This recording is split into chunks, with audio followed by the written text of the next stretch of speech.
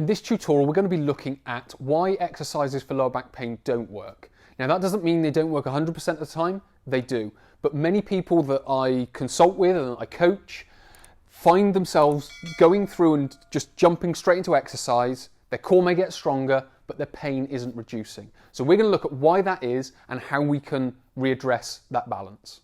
But before we get into that, I quickly want to mention, if you look down in the description below, you will see two links. One is to the How to Overcome Lower Back Pain online course, and one is the course plus coaching. Now, this course I've set up to be done fully online, so you could be anywhere in the world, and it's there to help and guide you through the consultation and assessment that I use with people in the gym to help them overcome their lower back pain. Once they've gone through the consultation and assessment, it helps them pick the strategy that they need to be able to overcome their lower back pain. And then you move into the workshops, the core skills, the fundamental movements to start reducing the pain, and then eventually build into the How to Overcome Lower Back Pain workouts, but at the right time.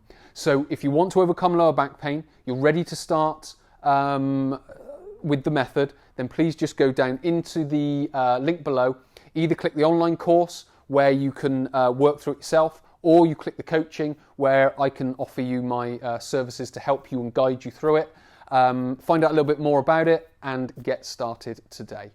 In part number one, we're looking at the first reason why exercises for lower back pain don't work, and that is people don't remove the cause and they use them too early. So what that basically means is they have lower back pain and then they start doing, you can literally see on YouTube, if you type in exercise for lower back pain, a bunch of exercises will come up. The best exercise is this, the best exercise is that.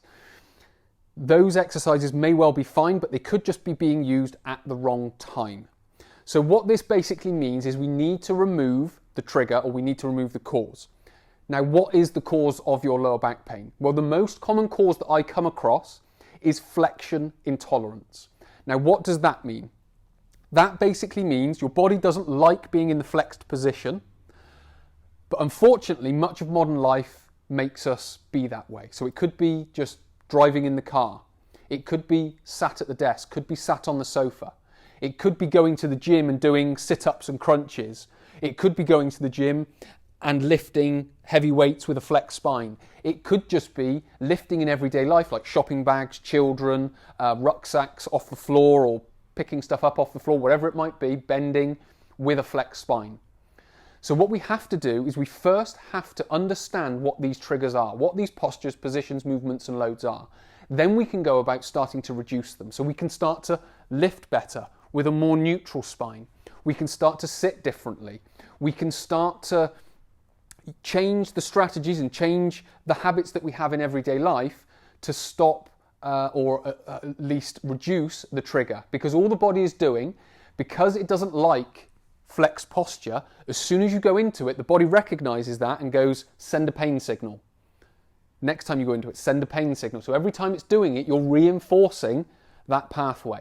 So what we have to do is essentially break that habit or break that pathway being used by using more neutral postures. What then starts to happen is the pain then starts to reduce, and then we can start to use more of an exercise strategy. But we have to get the pain down first, because as I mentioned in the introduction, many of the people that I work with, they've done a bunch of exercises, their core's got stronger, but their pain isn't reduced. Because a stronger core doesn't mean a pain-free back, or a stronger back doesn't mean a pain-free back. We have to do it in a different way. And what we're going to look at next, just up on the whiteboard there, is a few of the different things and a few of the reasons why we need to be doing it to hopefully try and reinforce what I've been talking about. So the second part to this is when people are using exercise too early, what you're always doing is you're always building on top of pain, if that makes sense. So the foundation of your body or your strength is unstable. It's in some respects it's a bit crumbly. And then what happens is you then start going back into, as potentially the pain reduces but the injury doesn't go away, what then starts happening is you start going back into fitness training, and then it starts creating the problem again and it repeats. So all that's basically happening is, if I just write this on here, so we've got health, we've got fitness, and we've got performance on the top. Let's just say we're more of a, let's just say, serious athlete, possibly at the amateur level or at the professional level. But basically,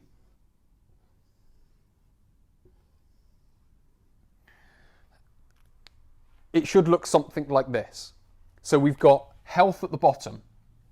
So when it comes to lower back pain, we're looking at the health of not only the lower back, but the joints around it. Also, the tissues of the lower back and the joints around it. So this is what we need to be, in some respects, building, is we need to be building this health. So we need to be building the health of the lower back. And that, again, is exactly what the online course and the coaching is all about. It's rebuilding that. And once we've rebuilt the health of the joints and the tissues, we can then move up into the fitness training. And our body will let us know when it's the right time. So through my coaching, it's not about me telling you that you're ready for it. It's about me helping you identify when you are ready for it. So we will go through a process of making the joints, making the tissues more healthy, but also reducing the pain whilst we're doing it. So that is the first port of call, is reducing the pain. We then start rebuilding the tissues and rebuilding the joints. This helps us build this health, and we want to build that nice and strong.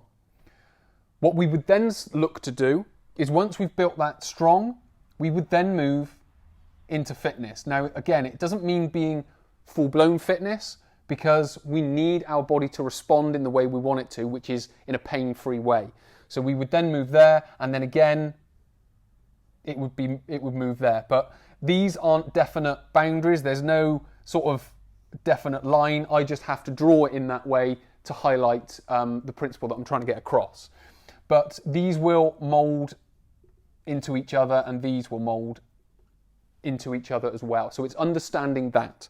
So what we need to be doing is we need to be rebuilding the health into fitness and then back up into performance. But this needs to be strong and stable. So we need good joints, good tissues, and we need to reduce the pain. In part number 2, it's all about using them too much. So the reason they're not working, or the reason they don't work, is because people are using them too much. So what we've got here, as I've drawn, is we've kind of got, let's just say, a scale of intensity. Now, this isn't an exact science, but it will help highlight what I'm talking about. So it's a scale of intensity. So we've got intensity low and intensity high here. So what we need to be able to do is build with these low intensity exercises. So in some respects, we've talked about that. Or not necessarily low intensity exercises. We may need to just reduce the intensity of everyday life. So improve the quality of the lifting and the amount of the lifting. Improve the quality of the sitting and the amount of the sitting. Improve the quality of the lifting and bending throughout everyday life and the quality of it, so on and so forth. So we want to be able to manage the intensity. But what we also need to be able to do, as I've mentioned, is the amount of it. So another sort of scale that can be used, let's just put it across the bottom. Let's just say little and a lot. Now, if we do nothing for lower back pain, we won't get anywhere. So we can't stay down here. We're going to be weak down here, and it's going to create pain down there. But the same is said if we do a lot. So if we go to the other end of the scale and we do too much, because we're going to be fatigued, and that isn't going to be helpful for the back, because it's potentially going to send it into spasm. And if we do too little, it's exactly the same.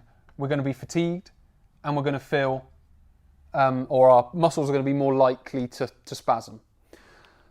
So we've got that at two ends of the spectrum. So what we need to be able to do is we need to find where we are on this. Now, it's all about sort of finding that happy medium, getting just the right amount of exercise, but also just the right amount of recovery, or just the right amount of activity, which is just everyday activity, and getting the right amount of rest as well. So we've got to find this balance. So when we're doing this, it's going to be sort of a low intensity, and potentially to allow the recovery process and the healing process to happen, we may start somewhere down here.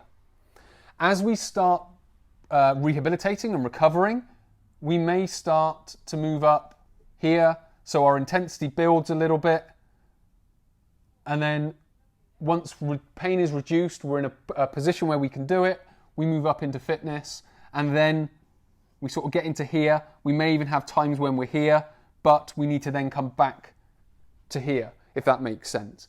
So again, there is no one size fits all for this. It's very much, it's learning about the intensity, it's learning about the amount that you can do, and then working to that accordingly. But what dictates all of that, everything that we talked about, is your body, your joints, your tissues, and the feedback that you get from pain. But the main idea here is rebuild your health, then you can move into fitness, then you can move into performance. So with regards to why don't they work, it's very simple. People either do too much and they're working too hard up here and up here, which again is leaving them open to fatigue and then spasm and potentially injury. And they're potentially doing it too much or even too little, as we've discussed.